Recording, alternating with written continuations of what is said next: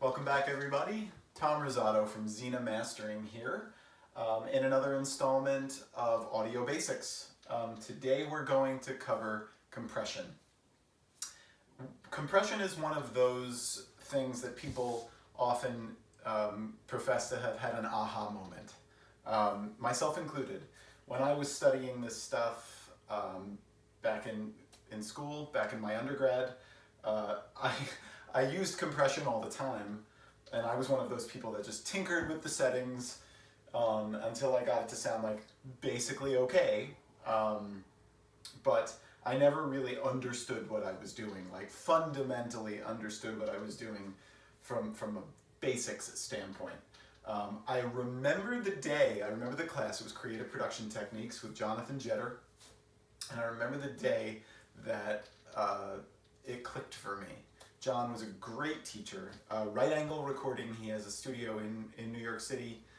He's a fantastic mix engineer, fantastic recording engineer. John Jetter, I'll link to his website in the description below and his social media. But that said, I distinctly remember that lecture.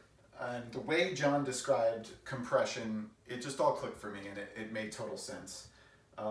So I want to talk about what compression is today and apply it for you to a couple different types of sources. We're gonna do it to a kick drum, and I'll explain each individual parameter within a compressor, and then we will apply compression to the lead vocals of this song, so you can see what it is and how it works.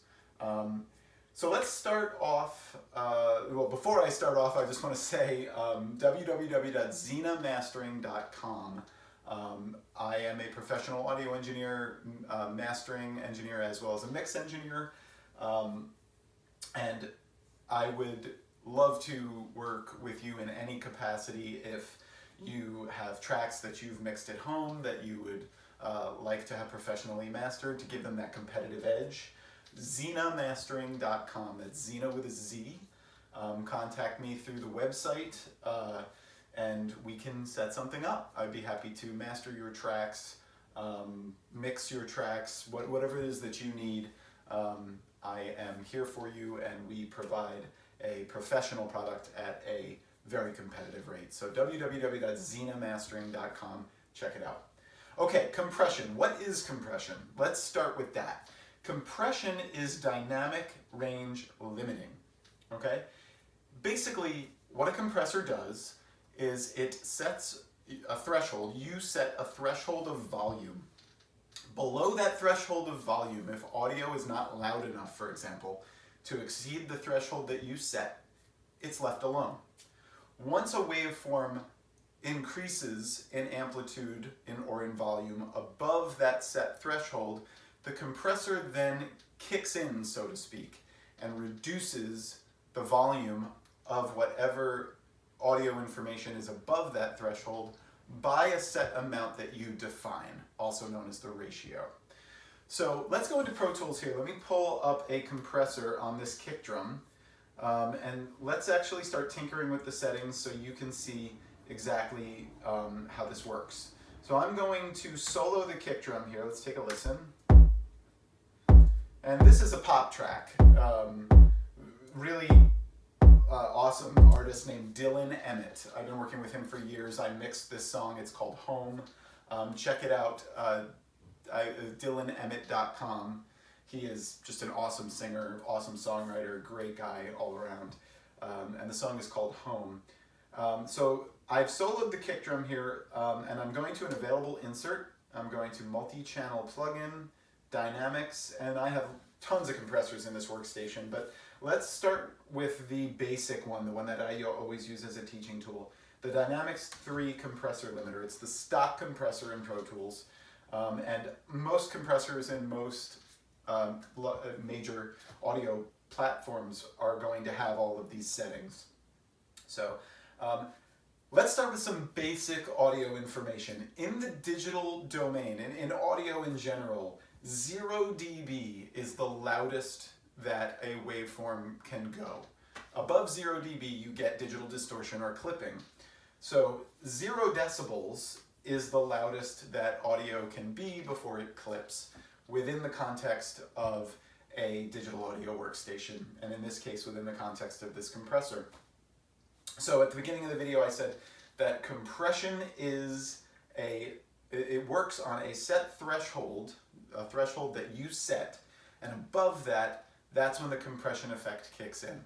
So if 0 dB is the loudest you can go in digital, then I like to start my compression settings with the threshold, that's this particular parameter here on the bottom right, and I set it to 0 dB.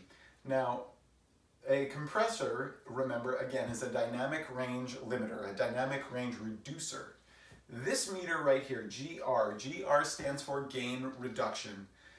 There is no compression going on unless that meter is jumping from the top down, indicating reduction. So let's start this from the top. And as you can see, I have a little bit of clipping going on the output. We're going to ignore that for now. But look at the GR meter here. There is nothing happening. The GR meter is not jumping at all. One of the most common mistakes that I see with beginners using compression is that they set their settings to all these, probably random settings, and they don't have any gain reduction happening within the plugin. You might as well not have a plugin on there at all. It is not actually doing anything unless there's gain reduction happening. This particular compressor isn't doing anything. So I start with my threshold to 0 dB, and then I start reducing that knob going into the negative.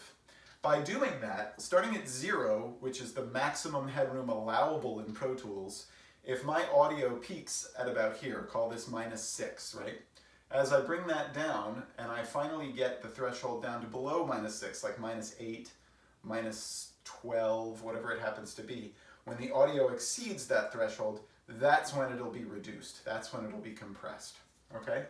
So let's actually play this kick drum, and I'm going to take that threshold and start ramping it down until I start seeing this GR meter, this gain reduction meter jumping. So let's get that jumping to about the -6 to -8 range. Here we go.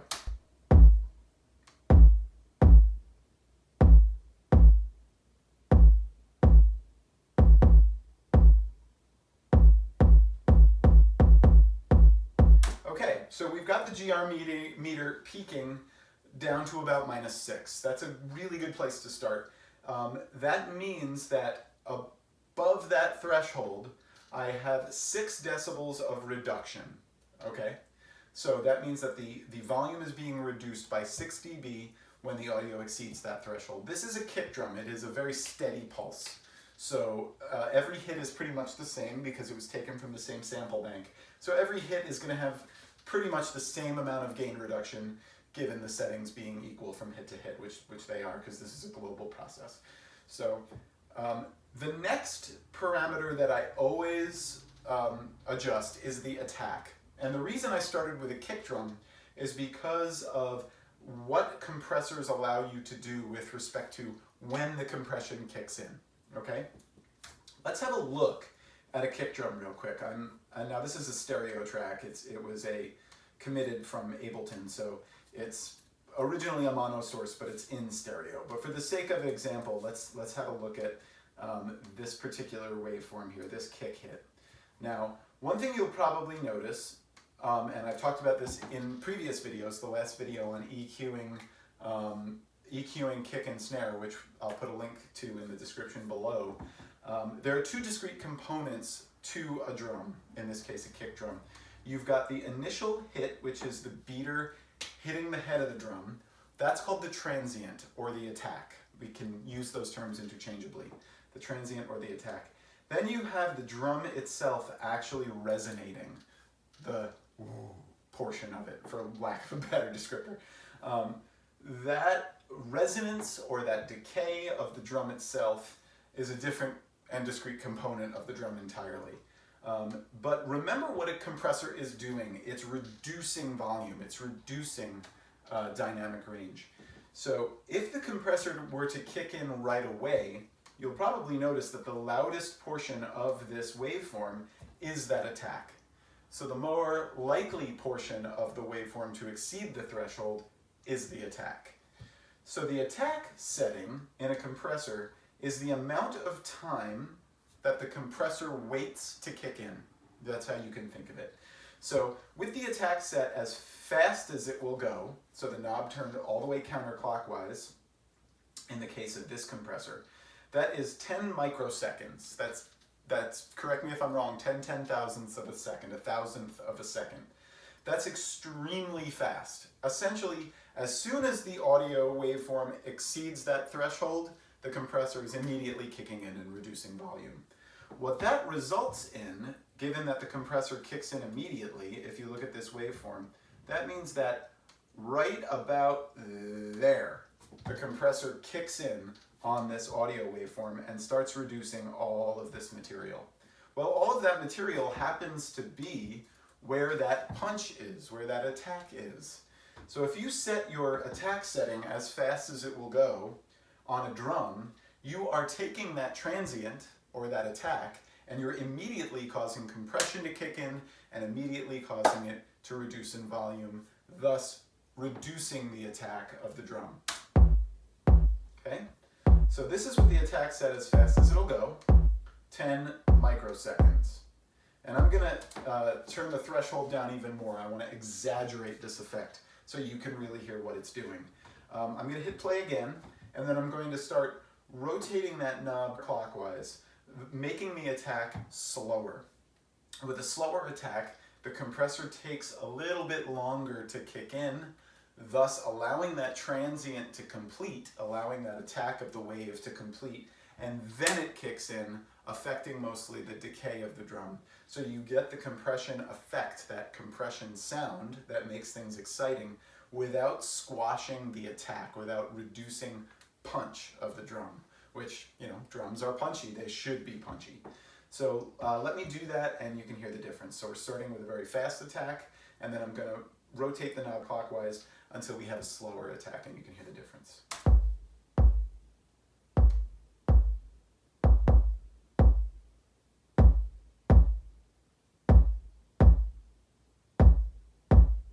Okay, you probably noticed a significant difference all the way to the counterclockwise position with the attack as fast as it'll go.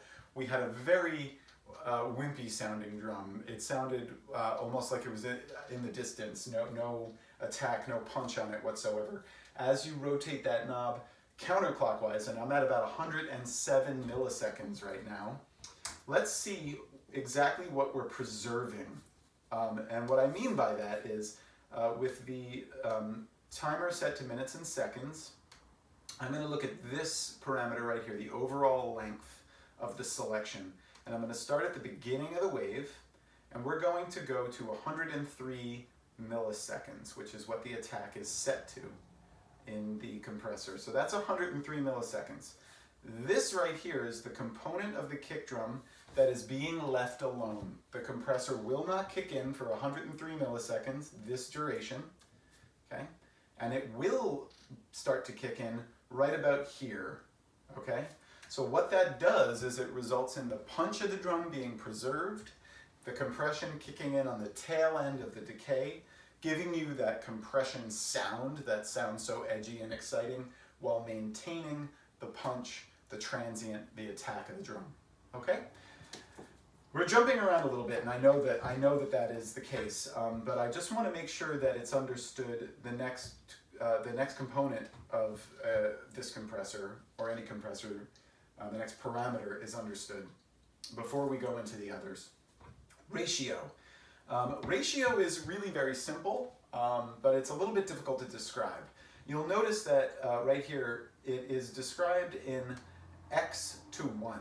Okay, so as I turn the knob all the way counterclockwise, I have a 1-to-1 ratio. All right, what that means is that above the threshold, as soon as audio exceeds that threshold set, the volume or the amplitude is being divided by 1. All right, and anybody who knows anything about math, which I don't really, but I know enough, you divide by 1, you get the same result. In other words, if I'm 7 dB above the threshold, I can divide that 7 by 1, and that's how much it's being reduced. Okay, nothing. So here we go. You can see by looking at the compressor with a 1-to-1 ratio, there is no gain reduction. Okay, as I increase that ratio value, that's the number that it is being divided by, all right? So, and you can probably think of this in different terms. If I go, say, 2-to-1, for example, well, then I'm dividing the amount over the threshold by 2 now, all right? So if I'm 10 dB over the threshold, if the volume is peaking at 10 decibels over the threshold, then a 2-to-1 ratio cuts that in half. It divides it by 2. And you can see now that the ratio is set to 2-to-1, the gain reduction meter is now peaking around -4 or so. As I turn that ratio up, you're going to notice the gain reduction is going to be more and more drastic as I go to 3-to-1 and I'm dividing by 3, and then 4-to-1 and I'm dividing by 4, and then 5-to-1, etc., etc. You'll also notice the sound gets more edgy, it gets more aggressive. You're hearing the compression kick in and clamp down more aggressively on that audio above the threshold. So let's take a listen.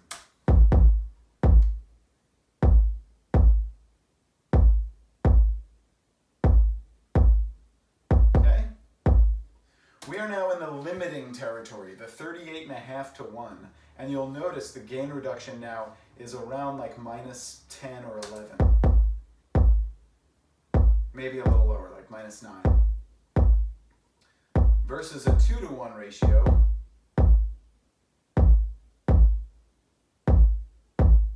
where we're at around -3.5 or -4.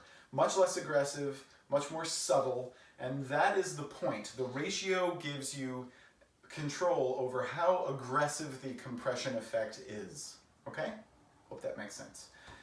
Now, let's set the ratio to what I like to set it to on a kick drum like this, around 3-to-1. I use 3-to-1 for a lot of different sources. So now my threshold is set to -16.5 dB, getting the gain reduction to peak at around -6. The attack is set to a little over 100 milliseconds, allowing that transient to complete before compression kicks in, thus maintaining the punch of the drum, the attack of the drum. And the ratio is set to 3-to-1, a 3-to-1 ratio being sort of middle of the road. It's not going to be too aggressive, but it'll be enough that you get the desired compression effect. The next parameter, really important, is release. Now the release time is an interesting one. Let's take a look at this waveform again, right? If the attack is this portion of the wave, in other words, the attack tells the compressor how long to wait before it kicks in, then compression starts kicking in around here as an example, okay? Now the release time basically tells the compressor, okay, if by this point, for example, all right, my selection right here, if by this point the threshold is no longer exceeded, the compression would just stop at that point, right? It would just kick off and then you're no longer compressed. And then we're only compressing about this much of the wave. The release time tells the compressor, okay, I see that the threshold is no longer exceeded, but for X amount of time that you punch in, the compression will continue even past when the threshold is exceeded, allowing compression to continue even past the point where the waveform would normally be in excess of the threshold. The amplitude would be in excess of the threshold.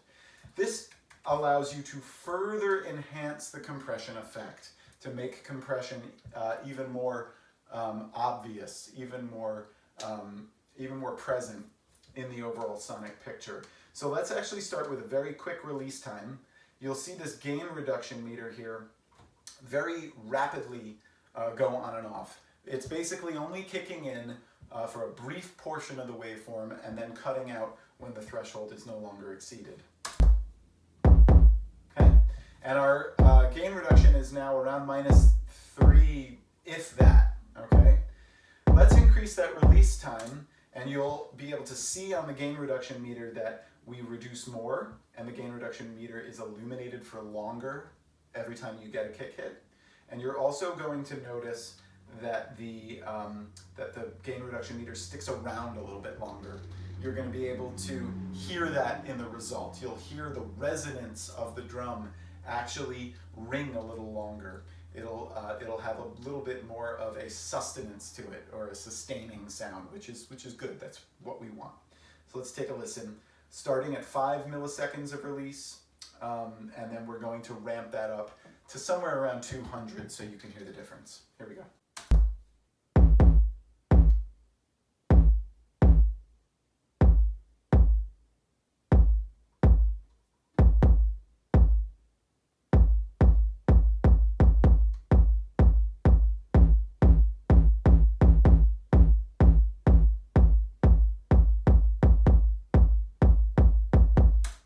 So you're listening for that low frequency component. In this case, it's around 60, 65 hertz. It's that boom, that really low resonance of the drum. That is ringing a lot longer with the release time set to closer to 200 milliseconds rather than what it was set at, which was very quick. So what compression is doing here is it's giving me an exaggerated decay. It's giving me an exaggerated resonance of this drum. That, coupled with allowing the attack to complete, is going to make this drum sound much more exciting to our ears. What compression is essentially doing is mimicking our ear's natural response to a loud noise. Our eardrum can only move so far within our ear canal.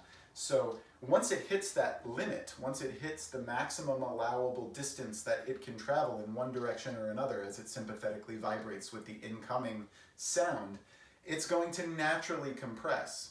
So when sources are compressed properly, it mimics our ear's natural response to being in a very loud, exciting environment. Basically like at a rock show or a club, all the places that we like to go and dance. So compression is used a lot, especially in pop music, to give drums a more sustained presence and to make things sound louder without them actually being louder, if that makes sense. So let's unsolo this. Let's listen to the kick drum in the context of the entire mix. Now keep in mind I have reduced volume. I've reduced volume because I'm applying compression, which is a dynamic range reducer, a volume reducer.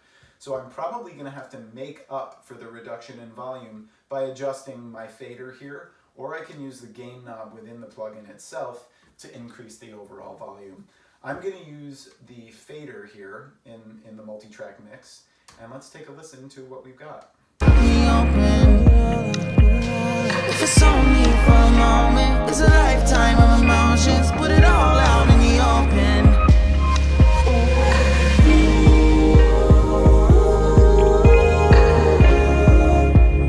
Don't tell me it's time to go.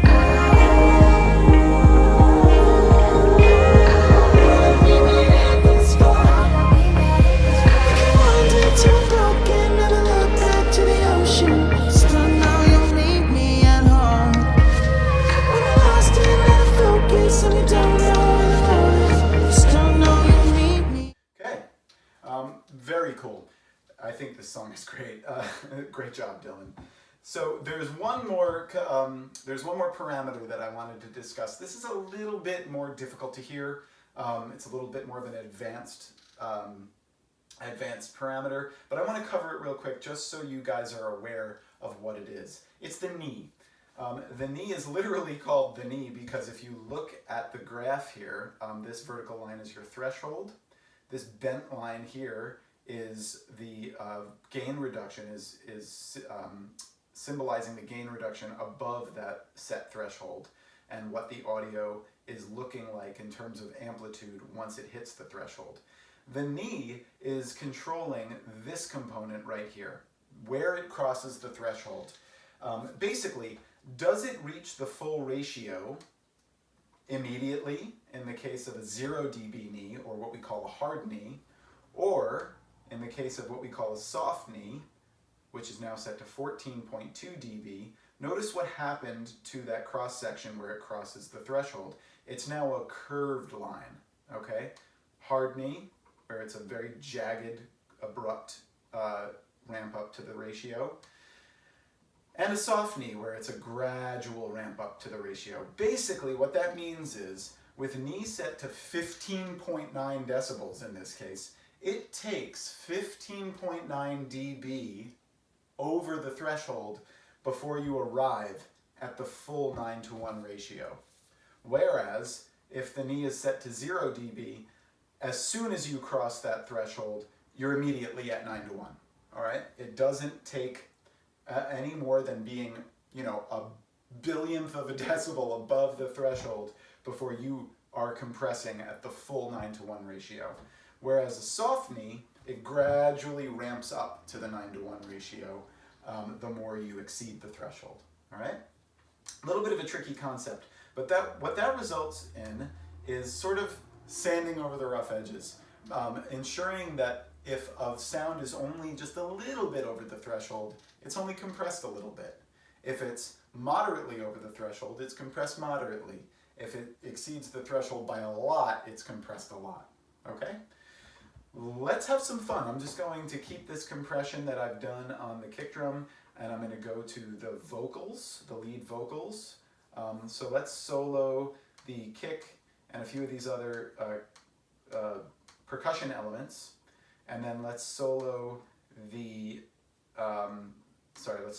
lead vocals, which is somewhere in this mess of tracks. Sorry, my sessions tend to be very dense. I'm going to put a compressor on this lead vocal, again, multi-channel plugin, Dynamics 3 compressor limiter. And I'm just going to apply some of these settings, starting with a threshold at 0 dB, starting with an attack on the default around 10 milliseconds, release on the default about 80 milliseconds, and again, I do like the default ratio of around 3:1. I'm going to hit play, mess with these settings, and get these vocals to sound nice and compressed. So check it out. Open. If it's only for a moment, it's a lifetime of emotions. Put it all out in the open. In the open. If it's only for a moment, it's a lifetime of emotions. Put it all out in the open. Broken, never look back to the ocean. Still know you'll meet me at home. When we're lost and out of focus and we don't know where the road is, I still know you'll meet me at home. Meet me at home. Okay, so those settings are pretty good. I've got a threshold of -24. That's resulting in the gain reduction to be around that sweet spot, that -6 sweet spot that I like. The attack is set to around 17 milliseconds. This is going to allow the sibilants in the vocals to come through the S's, P's, and T's, but it will compress all of the vocal components, the actual voice box components of the voice. The release of around 145 milliseconds gives the compression enough time to retain, to hold on after the threshold is no longer exceeded. It's going to bring out some of the breathiness and the subtlety in the voice that I want to retain. Again, a ratio of 3:1, nice middle of the road ratio. It's going to allow a significant amount of compression. We're dividing by 3 over the threshold, which is a significant reduction, but it's still subtle enough that it doesn't sound over compressed to my ear. And then we have a knee of 7 dB. That just smooths over the transition from uncompressed to compressed once we exceed that threshold. Okay? Here's how it was. Broken, never look back to the ocean. Still know you'll meet me at home. When we're lost and out of focus and we don't know where the road is, I still know you'll meet me at home. Okay. Now I'm going to unbypass the plugin. Listen to how much more detail is brought out in the vocals. Wandered till we're broken, never look back to the ocean. I still know you'll meet me at home. When we're lost and out of focus and we don't know where the road is, I still know you'll meet me at home. I hope this made sense to you guys. Compression is a trickier concept. Sorry this video went on a little long, but it is definitely a key component to getting your mixes to sound great. It really does smooth over the dynamic range. It causes more detail and subtlety to come out in your sources, like things like breath and ghost notes in a snare drum aren't lost in the density of a thick mix when you are properly compressing. And it also gives the mix a more exciting quality. It gives the mix, it mimics the sound of a loud environment to your ears, so it makes it sound like you're actually in the club or in the stadium with that wash of loud sound coming over you. I hope you found this helpful. Again, zenamastering.com, www.zena mastering.com. Look us up. We can take your tracks, we can enhance them, give you that loud, competitive, punchy master that retains all the depth, clarity, and subtlety and dynamic range of your original mix. Or we can do a full mix for you. www.zenamastering.com. Thanks guys, thank you for your time. I hope this was helpful. I hope this makes your mixes sound that much better. Have a great day. Wandered till we're broken, never look back to the ocean.